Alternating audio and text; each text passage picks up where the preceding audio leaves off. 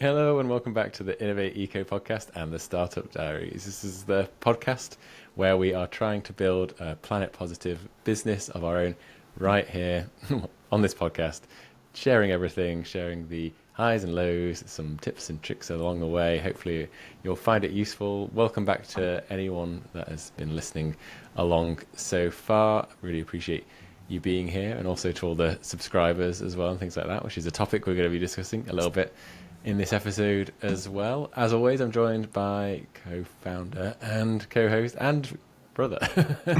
In Matt. that order of In that importance. order, yeah. How's things? How's life treating you, Matt? It's good. Been very busy with my day job, so it's something that we've talked about before, balancing the two. It's always tricky. I'm currently in a period of intensity Oh, leading up to a big deadline next week, but hopefully after that I'll have a bit more headspace to do some some more stuff. no longer known stuff, yeah. But yeah, no, it's good.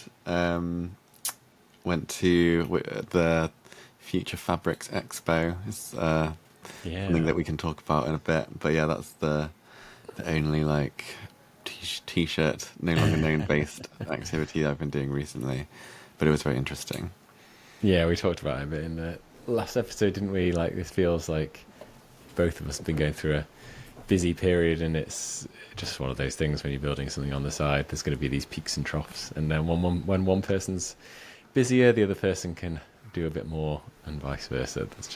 That's the beauty of having two people working on it. It's true. And the motivation, there's like, whenever I've done personal solo things in the past, it feels, well, it does grind to a halt, but it really feels like everything's ground to a halt when you're really busy or too busy to do anything. Whereas at least I know that you're at least thinking about things, even if I am not.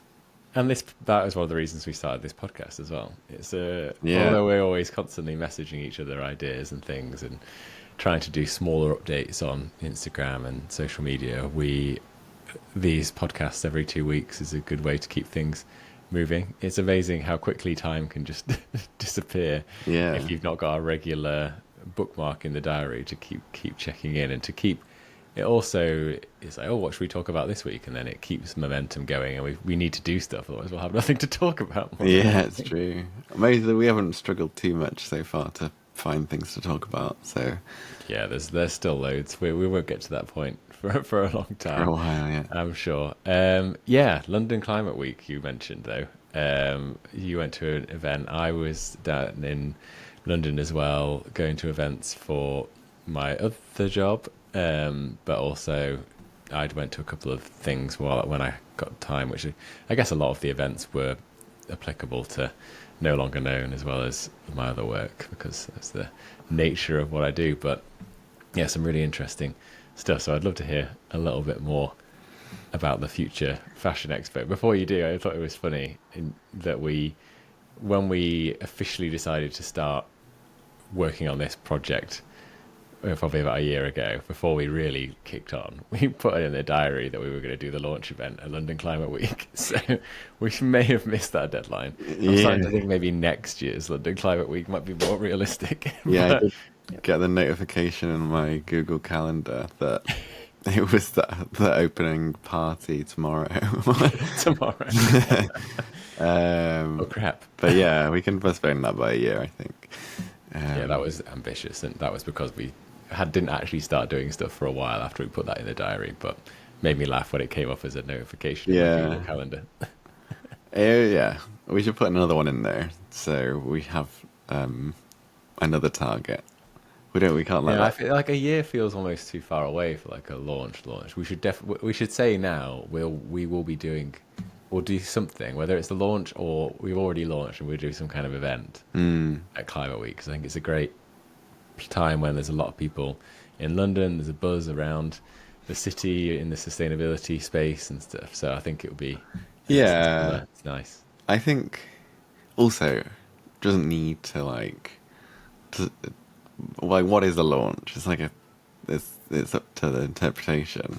I suppose for us though, it's the first drop, I think. Yeah, That's what I mean when I say True, the launch. yeah. Because we could do like a soft launch, and then it's like to make a bit more excitement, be like, this is the big launch.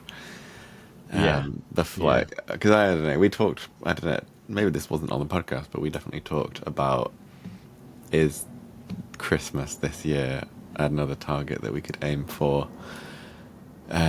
Maybe just to do like a super small Yeah, like the first first one that's one, really yeah. just for those core fans. Maybe. I think that's a Yeah. good thing to aim for. And I was But sending you some ideas for Christmas related and named it animals. Like there's like a mountain turkey that there weren't very many left. oh yeah. Yeah, Um, yeah, yeah. Yeah, yeah, okay. Well, we should definitely aim two dates in the diaries for anyone listening. Sort of Christmas and London Climate Week next year. yeah. There'll be stuff going on. Who knows what, but put them in your diary. Yeah, yeah, yeah. No harm in having it in there. Yeah, I one of our super VIPs is based in Australia, and I'm going to Australia over Christmas, so it seems like Ah, I could hand deliver them. yeah. That would be handy. That would save a lot of packaging, delivery, confusion, or struggles. Yeah. So anyway, yeah. How did you talking about London Climate Week? How was the event? What was the event? I want to hear a little bit more about it. So, as with you, it was relevant for both this and my day job. So, for those of you who don't know or have forgotten, I design sets and exhibitions and things. Um, and I went to the London. It's called the Future Fabrics Expo. So it's basically looking at fashion and interior design, specifically looking at fabrics and specifically looking through the lens of sustainability and future materials, new materials, that kind of thing. Um, I will, yes. The reason my work were happy for me to go is there was a whole section on interior design. They did not make it clear on their website that the section for interiors was like so small. It was like a tiny little corner, and then there's this huge conference hall full of like mainly fashion based Yeah. stuff, which is great for No Longer Known, but slightly less helpful for my other job. But So there what were kind of stuff? Like, so it's all sustainability related or climate related. Like, is it all about materials or all about materials. right? Yeah, yeah. Well, definitely all about materials, but also like there's not everyone who was exhibiting was like a manufacturer. There'd be people there whose specialism was recycling or traceability or just Mm, policy and like everything related to fabrics, I guess. yeah. Lots. It was very positive. I'd say is my main takeaway. Lots of positivity. Lots of very clever people. And yeah, lots of just like crazy stuff. Yeah. What? I went to a few talks. Yeah. So what? So I want to know what like was there any materials that jumped out at you? Any like obviously we've kind of sort of decided that we're probably going to start with cotton, although intriguingly, side note on the last episode of the main podcast, I was interviewing someone um, who was making plant pots out of seaweed, and Mm, that's just the start of the business. There, they want to try and make loads of products out of seaweed. The company's called Ocean Made. Check it out. Check out the episode if you haven't already. If you're listening, but yeah, they mentioned because they'd been listening to this and were following along what we've been doing with No Longer Known, and they said, "Have you heard that you can make t-shirts out of kelp?" And mm. so I messaged you saying, "So was there any promise in anything other than cotton? Because you don't really hear about t-shirts made of anything other than cotton to the point where most people wouldn't even think you could make a t-shirt out of anything else." So we Yeah. briefly talked about hemp before, and we've kind of ruled that out because we just don't think it's going to be comfy enough. But yeah, anything else? Yeah. So I'd say yes, there were. So I saw banana. I saw Banana. pineapple. Um, I saw bamboo. there were a couple of other ones I'd not heard of. Wait, I'm just And you gonna... actually got to feel, did you get to feel some samples Yeah, of like the yeah. banana t-shirt?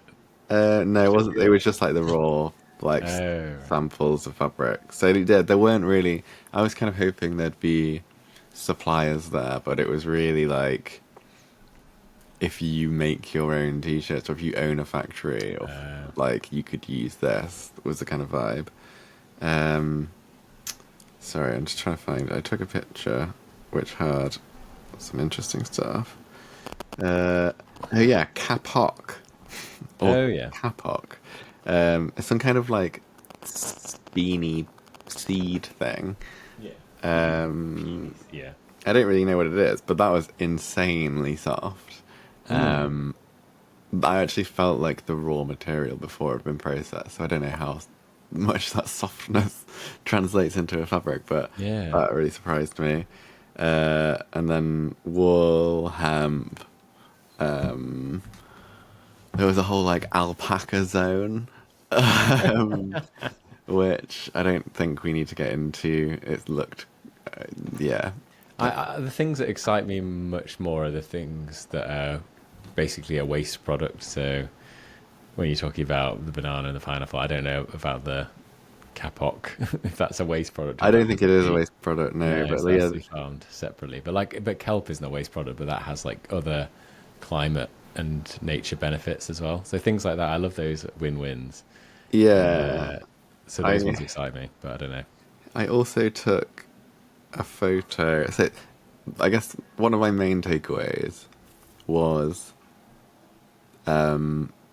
it's so hard to make an objective decision of which out of like I don't know three or four if there's like three or four materials that we think are suitable, deciding which one to go with by like comparing. You can't compare apples for apples because there's so Or many. bananas for pineapples. Or bananas for pineapples, exactly.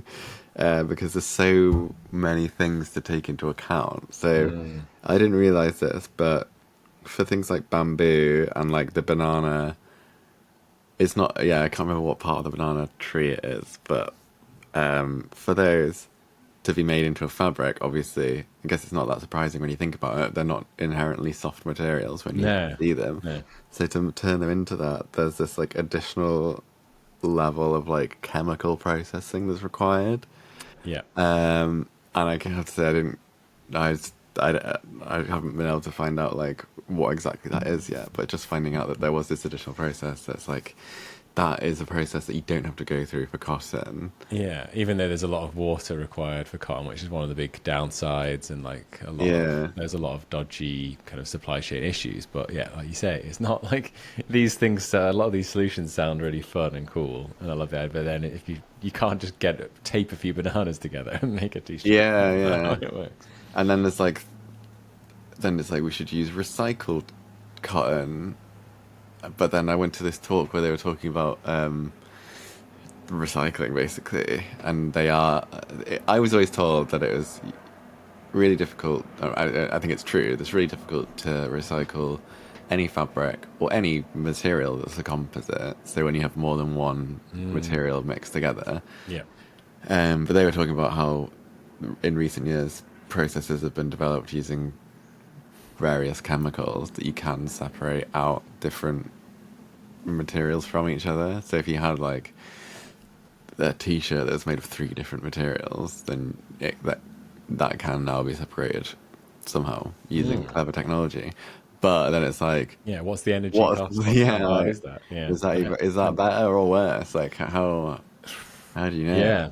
Wow, I, it is a real can of worms, and I think as we've mentioned before, we're going to try and get someone on the podcast who can go through all these things and tell us the pitfalls that we could fall into and point out some of the big things we should be looking out for, I think. yeah, I think yeah, definitely. That's my main takeaway as well. Is that there's a lot of people who know so much more that there's no point in us trying to fully understand everything because we might find someone to come on the podcast and they'll be like, oh yeah, no, you want to just do this. It's way better than it's just so much better. It's a Yeah. no brainer. Like, But as we discussed before, we could find a miracle, whether it's kelp or banana or whatever, a miracle material that's amazing. But just at the start, at least, logistically, how far can we push it before Mm, the prices get too high and before it just gets uneconomical? So I feel like we're going to have to ask the difficult questions at some point, like where do we draw the line when we're searching for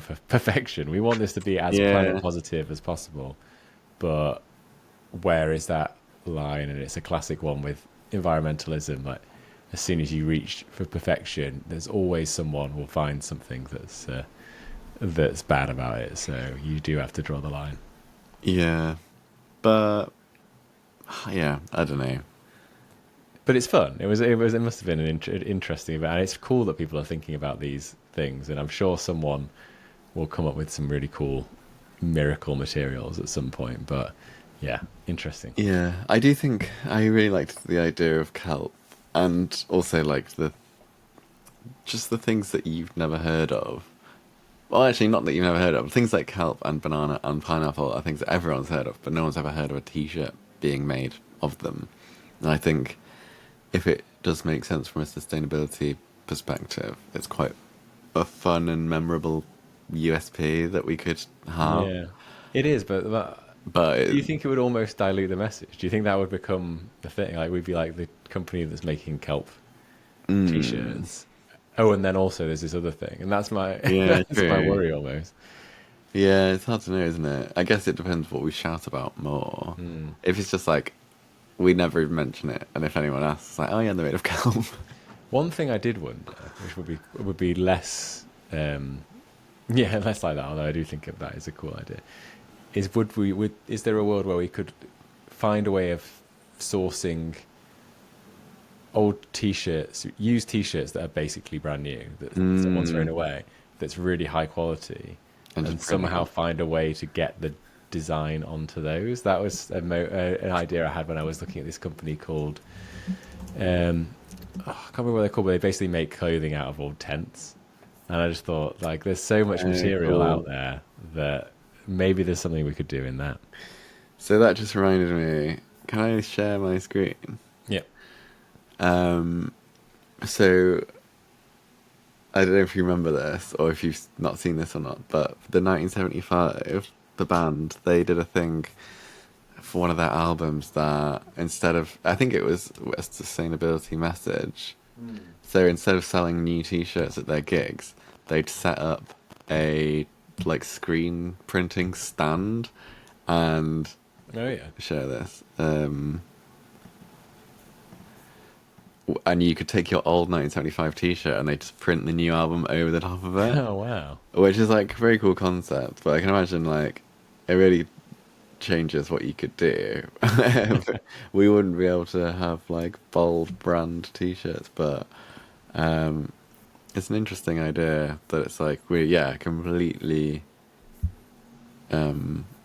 yeah removing that part of the problem. Yeah. I think we need to just keep discussing it.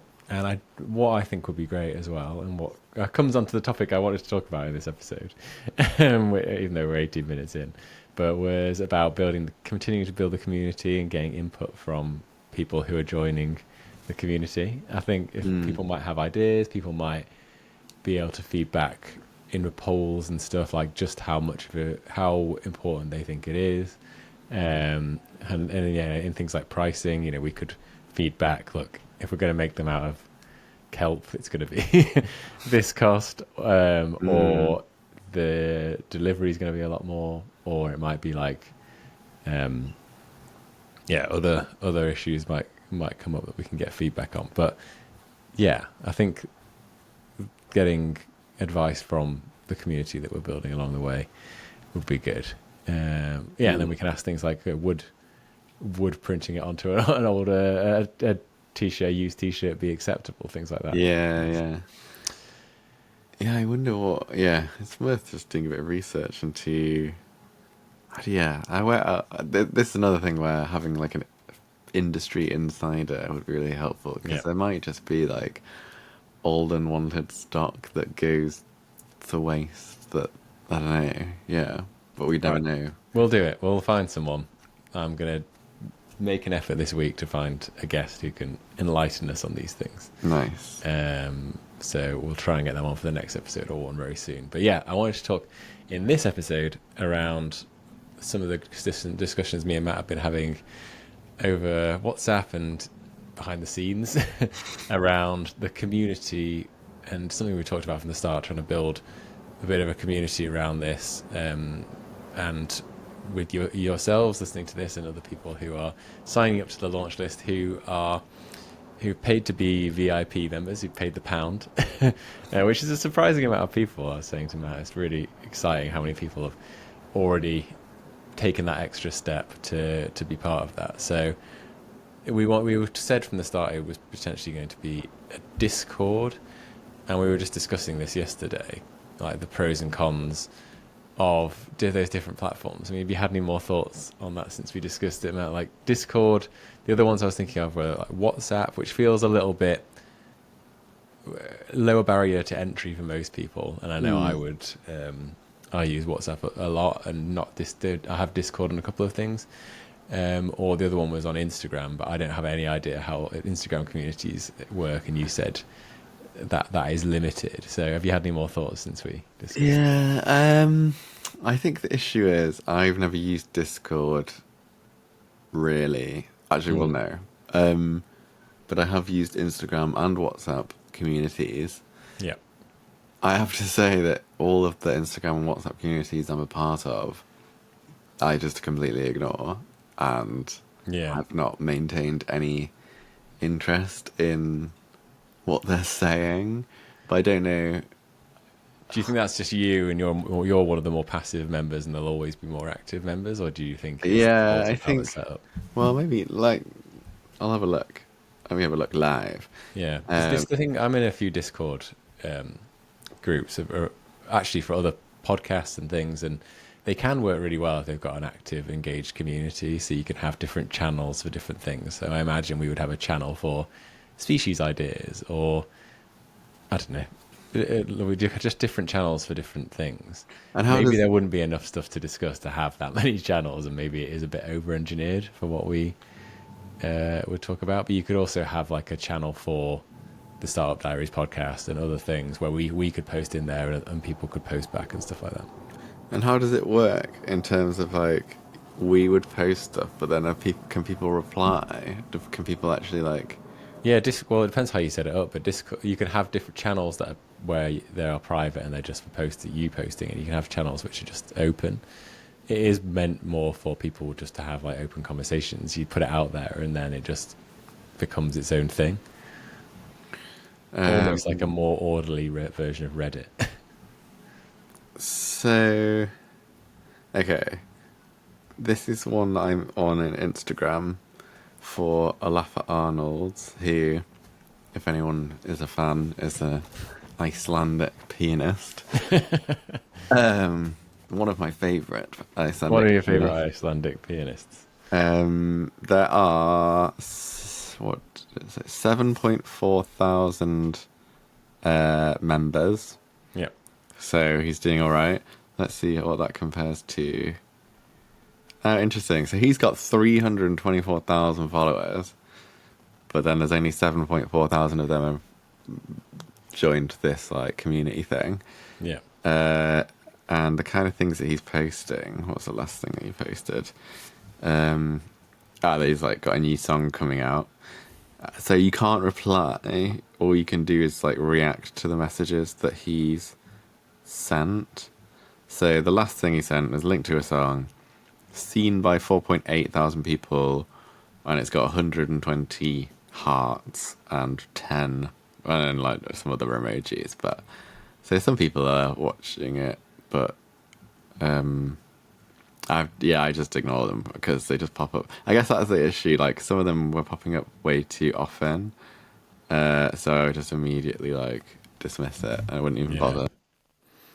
But that's the hard thing about this kind of thing, right? It's like, and I'm the same, especially in a world where there's so much noise. And I've been bearing this in mind with sending out newsletters as well. I don't want to send them out too often. I only want to send them out when there's a real update, but that balance between keeping people informed and keeping the buzz but also just not bombard. People are busy. People have like hundreds of thousands of things they're members of now.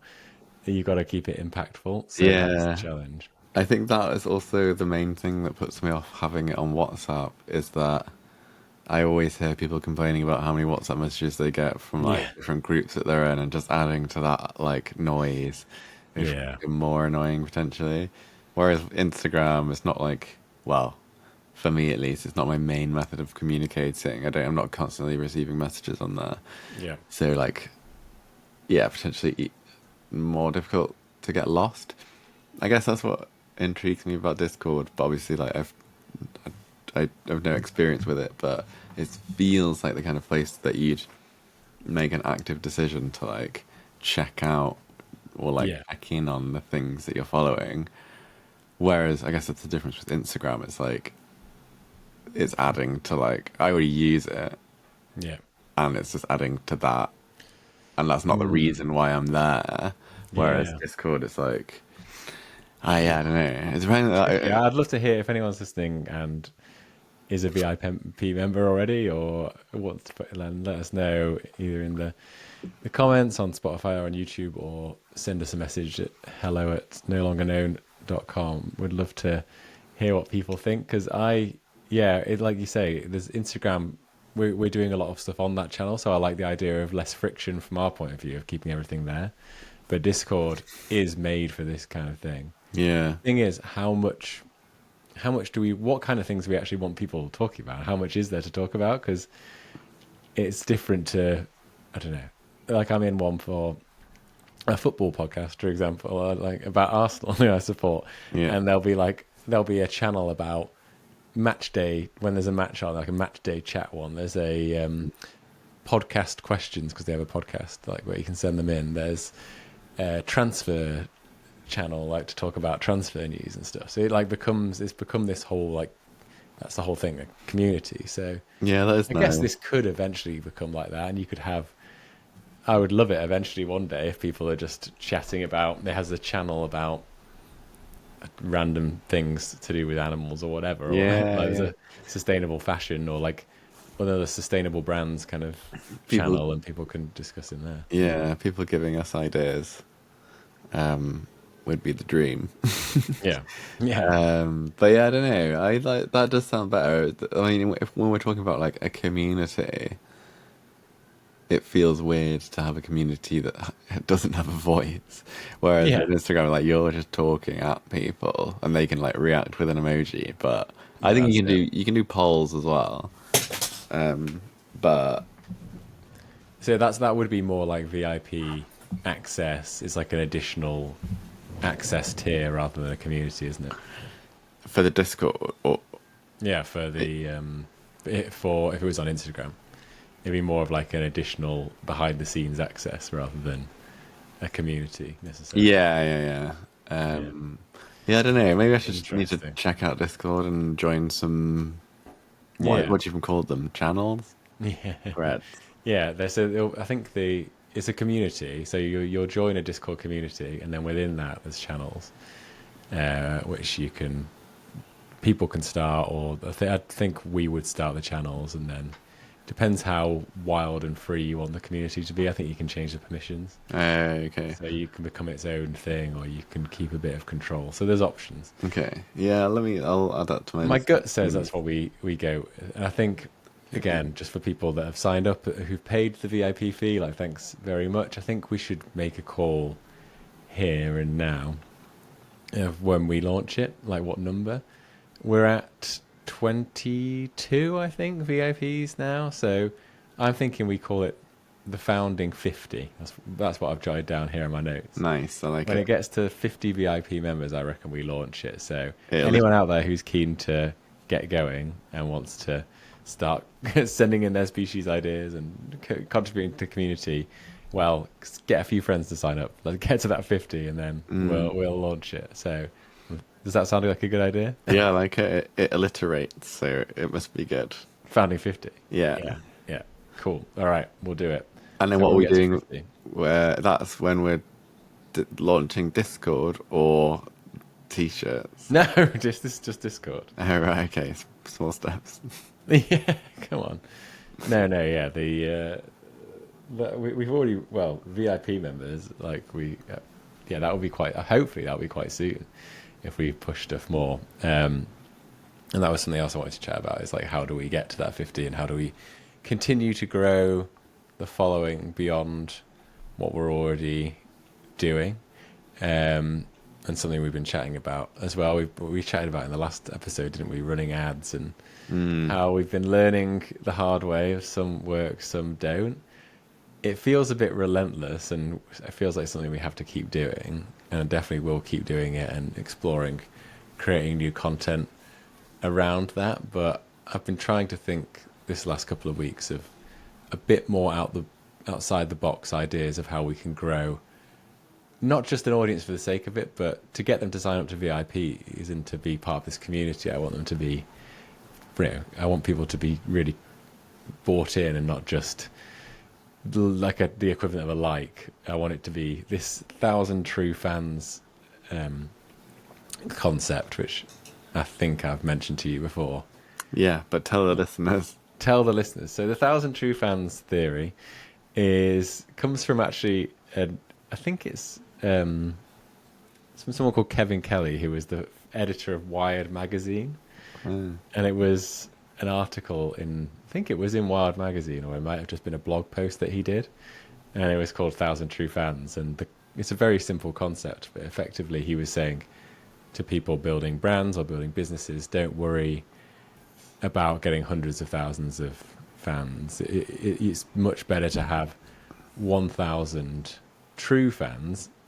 In a true fan, he describes as someone that will pretty much buy everything you do, or if he talks about a band where if they'll go to every gig in their town, they'll all buy every new album that comes out, and that's what's classified as a true fan. And if you get to 1,000 true fans that will spend a couple of £100 each, then you've got a business there. So, and he says that's much better than having 10,000 rubbish fans who you just like followers, for example, which a lot of people can get. You can buy followers because like these days, like you can get 10,000 followers and it would mean nothing. So I think this aim of 1,000 true fans is a nice one. So that's where it would be good to get to. And I think some of the ideas I've been having outside of ads was reaching out to other podcasts, and I've been accepted onto one, which is pretty cool, in a couple of recording in a couple of weeks' time. So I'll put a bit more info out on that as and when I'm allowed to. I don't know if it's all top secret, but yeah, I just reached out to someone and he said, yeah, sure, come on. And I think hopefully the story is interesting enough. He seemed to think it was. Nice. That we can cold reach out to people and they'll go, yeah, that sounds like a cool discussion. We can talk about all the kind of stuff we've talked about here, but on other people's platforms. And it's a nice way to, I think it's called audience jacking. Nice. Where you basically are getting someone else's audience and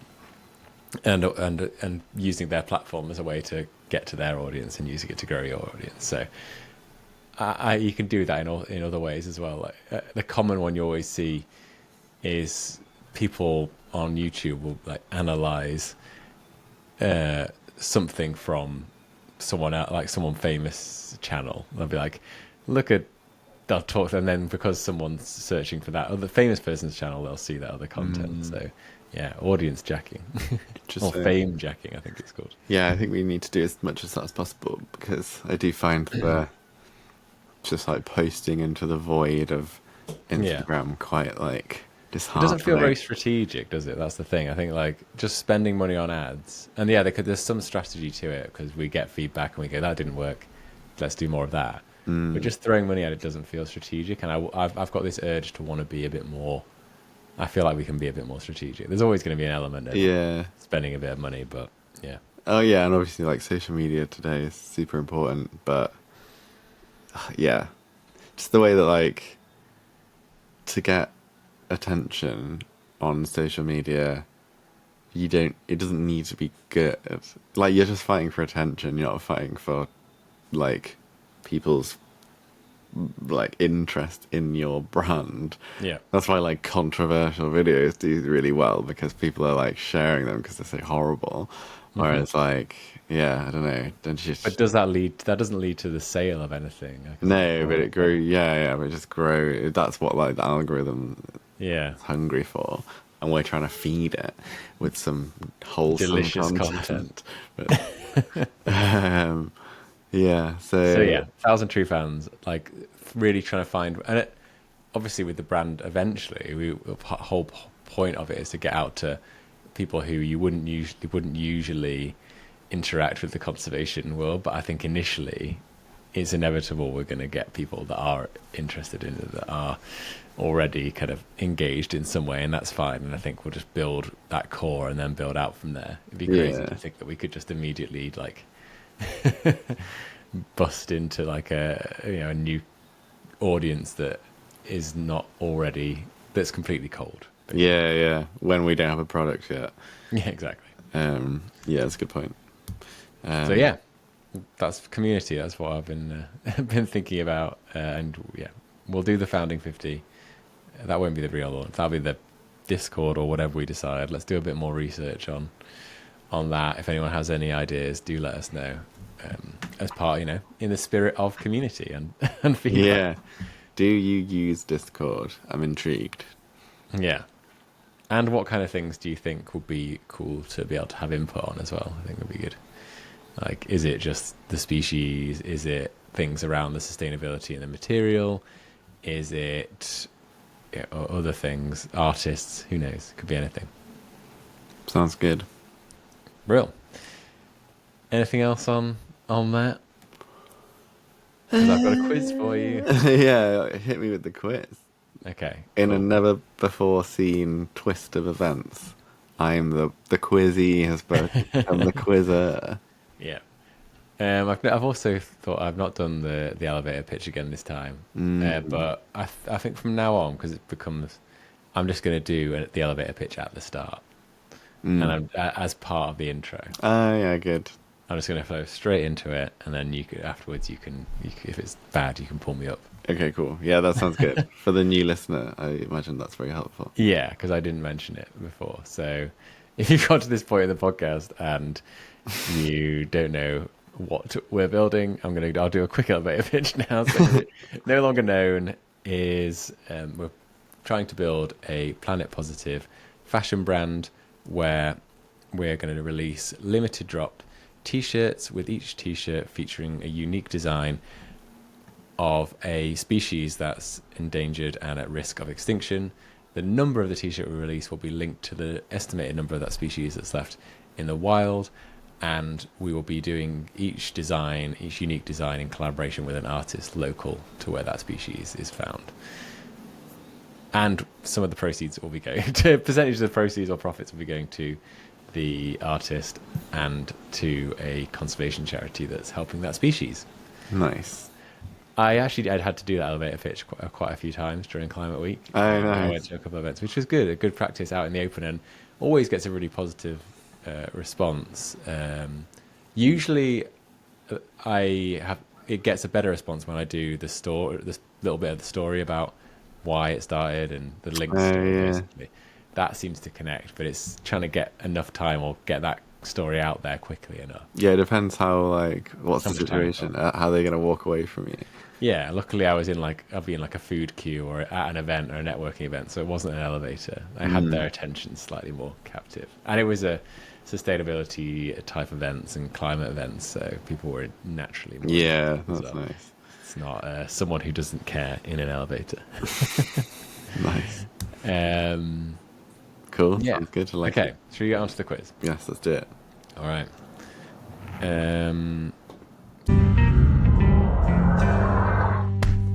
So the quiz that I've devised for you is very exciting. Being the quizmaster, I like it. It's the power. As well. It's Matt's birthday in just over a week, right? On the 13th of July. That is yes. And yes, oh god. And this will be the closest episode to your birthday, I believe. So I thought we would do a little birthday themed quiz that is also linked to Wow. nature. Is this my present from you? Yeah, this is your present. Surprise. It's a quiz. So Matt was born, correct me if I'm wrong, on the 1st of July, 1992. Correct. And yes, so this is a quiz designed around the theme of July 1992. So either 1992 July or the number 13, Nice. and to do with nature. So that's the theme. I was born on my birthday, which I thought was a coincidence. Yes, uh, you were born on your birthday. Yeah, of all the days. Yeah, that is crazy. Right, question number one. Which of these endangered species was officially added to the IUCN Red List in 1992? Was it our old friend the vaquita? Was it B, the saola? I think that's how you say it. What is Sometimes that? it's known as the Asian unicorn. It's this really cool like antelope from from Vietnam, I think. One we should probably feature on a t-shirt at some point. Was it the C, the Iberian lynx, or was it D, the kakapo? That's the flightless parrot from New Zealand. I want to go for B, the one that the unicorn chap. The unicorn chap, the saola. Yes. I'll look up the proper pronunciation of that eventually. That's correct. Yes. First discovered in the wild in 1992 in Laos and Vietnam. It's one of the rarest mammals alive today, sometimes known as the Asian unicorn. Oh wow. Is it still? Do you know how it's doing? No, not off the top of my head. I can quickly Google it. IUCN. My main takeaway from that question is that the IUCN Red List has been around for so long. That's Yeah, exciting. yeah. I don't know when that dates back to. That's not one of the questions. The estimate is fewer than 100. Some sources believe it could be as few as 25. Wow. There have been no verified sightings in the wild since 2013, although there have been signs and camera trap evidence. Huh. The animate mountains of Laos and Can you Vietnam. send me a picture? I want Yeah, to get a visual on this. I'll put a picture on the screen now for anyone watching, and I'll send you a picture afterwards. And that will be your birthday present. Oh, Okay. I want to see a picture now. You want to see a picture? Just Google it. Saola. Oh, it's cool. Yeah, whack that on a t-shirt. Yeah, that could be one of our early. Oh, it's got very cool face markings. Yeah, so an artist could do. An artist from Vietnam or Laos, I'm sure, could do a very cool Yeah, design of definitely. that. Okay, question Okay. Question number 2. July. Which animal is July the national blank month of? So there's an animal that is July is the national month for that animal in the UK specifically. two. Okay. Is it A, the hedgehog, B, the butterfly, C, the badger, or D, the dragonfly? I associate dragonflies with the summer. Mm-hmm. So that would be my guess, D, dragonfly. What was the first one? Butterfly. Oh, they're pretty summery too. Yeah, pretty summary. Okay, dragonfly. It was butterfly. Should we go with Oh, it? Yeah. bums. And I like this guy. I used ChatGPT to help me here, full disclosure. And it gives a little thing at the end. It says, "So, Matt, your birthday is peak butterfly spotting season, so get out and spot some butterflies." Nice, I will do. And it's the big butterfly count, so you can go out and take part in that. Anyone listening, Google the big butterfly count and help count some butterflies this July. Right. So you've got 1 out of 2 so far. Which animal species has so this is on the theme of the number 13, has a 13-year life cycle and emerges en masse in sync with the number 13? So every 13th year they emerge en masse. Is it A, Arctic terns, B, green turtles, C, cicadas, or D, grizzly bears? Imagine emerging en masse. That's 13. What's the cicada? It's like an invertebrate. You know when you're in the jungle and you hear that like, Oh, really yeah. loud noise. Yeah. When when you're in the jungle, or Definitely like, that. you're in like that. Yeah. Yeah, the periodical cicada. It's also known as. Didn't this just happen? I don't know. I think Maybe it happened like last year in it America. might have been last year. Yeah, and I it's remember- crazy. Like if anyone hasn't seen it, Google cicada emergence footage. It's pretty amazing. Nice. Yeah, God, imagine that, but they're bears. And then ChatGPT was started getting a bit weird at this point, and it says the 13-year cicadas, they also have a 17-year cousin apparently, are among the weirdest rhythms in the natural world. They emerge once every 13 years, mate like mad, and vanish. Possibly a good party theme? Question mark. Absolute perv. Oh, it's happened. AI has become pervy. What does that even mean? Mate, emerge every 13 years, mate like mad, and vanish. That's the party theme. So what? 13 years, so that'll be my 39th birthday. Yeah. All right. Anyway, you got that one right. So it's 2 out of 3 so far. Question 4. Which of these famous nature documentary programs aired for the first time in 1992? Was it A, Planet Earth, B, Blue Planet, C, The Really Wild Show, or D, Animal Hospital? So, let me talk you through my workings. Planet Earth famously had the theme tune Happy Pilot by Sigur Rós, Yes. which came out in 1997. Nice. So it couldn't Good. be that. Another shout out for an Icelandic musician. Yeah, yeah. And I imagine Blue Planet came out after that, but that's just a guess. The Really Wild Show. Who is that woman on that? Michaela Strachan. Ah, yeah. And Chris Packham was on it. All Yeah, the yeah. UK nature Legends. classics. It feels like, I mean, it could be that. I just want to say it's Animal Hospital, but if it's Animal Hospital. Correct. So Nice. yeah, Planet Earth was actually 2006. Ah. Blue Planet was earlier, which I didn't know. Oh, wow. So That is- 2001. Really Wild Show 1986 and Animal Hospital 1992. And Wow. ChatGPT says, yes, Animal Hospital, presented by Rolf Harris, later redacted from history. Let's be honest. What? Yeah, there you go. One for the nostalgic UK crowd there. Nice. Oh God, the tone of Chat. I don't try not to use ChatGPT anymore because I feel like it's ruining my brain. But Yeah, when I that's the year it did, came out. I had to tell it to stop talking to me like it's my mate because it really pissed me off that it was trying to be like really pally all the time. I was like, you don't know me. Yeah, like overly encouraging all the time, no matter what you do. Which is And quite. you just say, like, make a terrible suggestion, and it goes, well, yes, that there is logic to that. I really agree. Like, no, Yeah. there's no logic to it. Yeah, that study that came out the other day is. I still am going to use it for things where it is really useful, but just using it all the time for things that you should really use your brain for, not great. Yeah. But that's a whole nother podcast. Yeah. I've got one more question for you. You've got 3 out of 4 so far, so this is pretty good. Much better what than we've done you. in the quiz. Yeah. The final question, question 5. What extreme event involving animals happened in July 2010? And what? Hang on.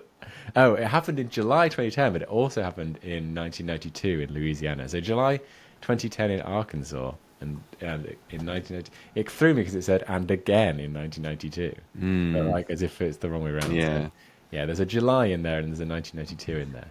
What was the question? What extreme? So what extreme event involving animals? Was it A, it rained frogs? Is it B, thousands of birds mysteriously dropped dead from the sky? C, crabs overtook a highway? Or D, alligators were stuck on the ice? Gave up at the end there. Yeah. What? So I'm ruling out D because what's that even mean?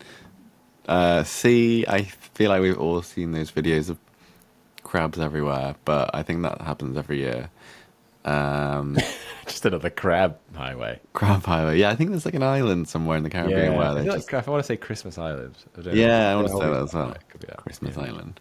And we all know it's Christmas every year, so it can't be Yeah. that. And then A and B feel very plausible. I want to say.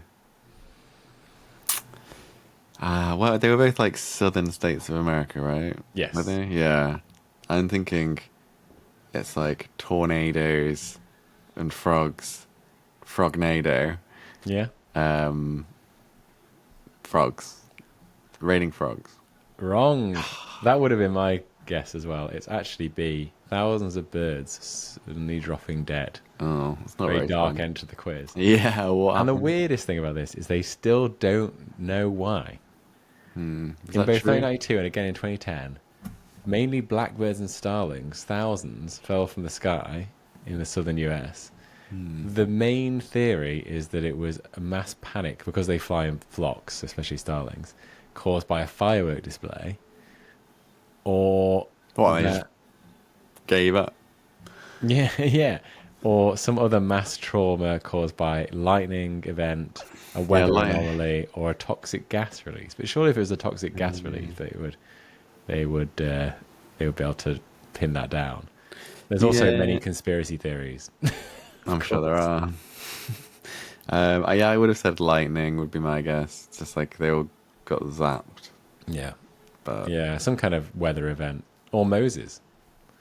Um, or extreme Moses event. Extreme Moses plague event, which I imagine it isn't too much of a stretch for some people in the US to think. Right, brilliant. Well, you got 3 out of 5. That's better than I've ever done, I think. I'll So, take it. how was Happy it being on birthday to me. the other side of the mic? It's good, yeah. I feel like it's a lot more relaxed in a way. I feel Yeah, like as the quiz master, there's a lot of responsibility there. yeah. Well, yeah, I enjoyed it. We'll mix it up every now and again. Maybe we'll even alternate. But Maybe I need to do the elevator pitch then. Really yeah, mix things up. okay. Well, let's throw that in Tune next in time. next week. Next in 2 weeks. Bill, well, that was a fun episode. Covered a lot of stuff.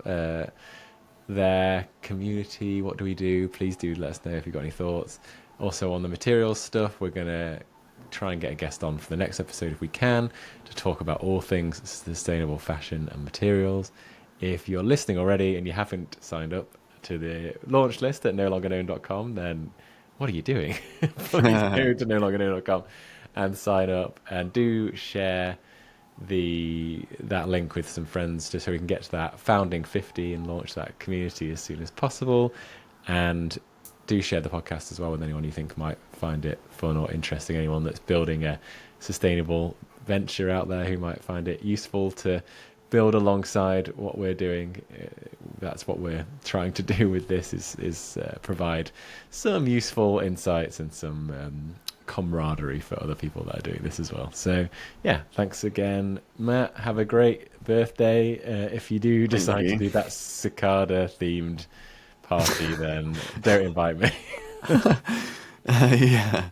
Oh, well, I haven't fully decided what I'm going to do yet, so it's good to have some options. Yeah. Yes, thank you for that. And happy my birthday to you too. All right. Well, speak to you soon, and All to everyone right. out there, thanks again. See you in a couple of weeks. Bye.